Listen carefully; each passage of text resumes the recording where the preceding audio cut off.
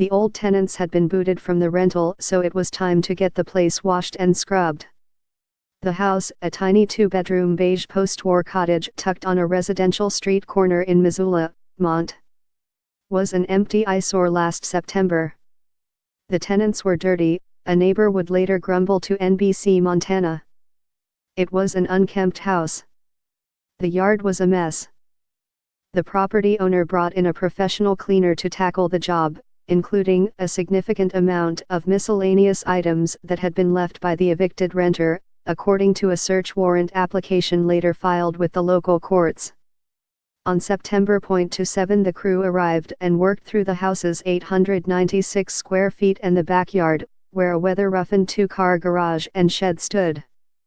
When the cleaners picked through the shed, they found a box in the building. Inside was a horrific discovery: human bones. Loose teeth, there was what appeared to be bone from a lower jaw, and others that were not as specifically described, but I would call them pieces of bones, Missoula Police spokesman Sergeant Travis Welch told KPAX.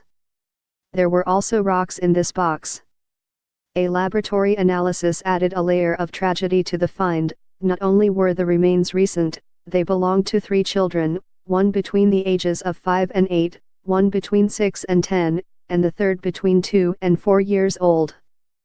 When news of the discovery went public this week, Missoula authorities admitted they were stumped. "Nothing we've been able to connect them to yet," Welch said. "The thing is, there are missing children all over the world.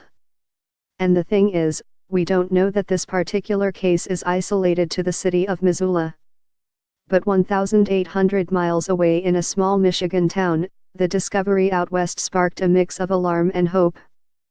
7 years ago, 3 local boys, Andrew Alexander and Tanner Skelton, went missing, a disappearance that remains unexplained.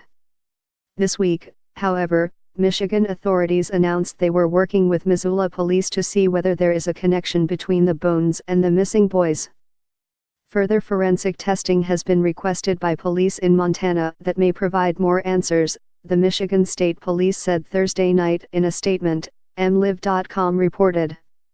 Until this testing is completed and additional investigation by law enforcement in Montana occurs, it cannot be determined if these remains belong to the missing Skelton brothers. On Thursday night, Tanya Zuvers, the missing Michigan boy's mother, posted about the news out of Montana on Facebook. "This information has just been presented to our family within the last several hours," Zuvers wrote. "We are processing it and hopeful that we will have answers soon. We are thankful for all your thoughts and prayers." In 2010, Zuvers and her soon-to-be ex-husband John Skelton were locked in a bitter divorce in Morenci, a town 70 miles south of Detroit.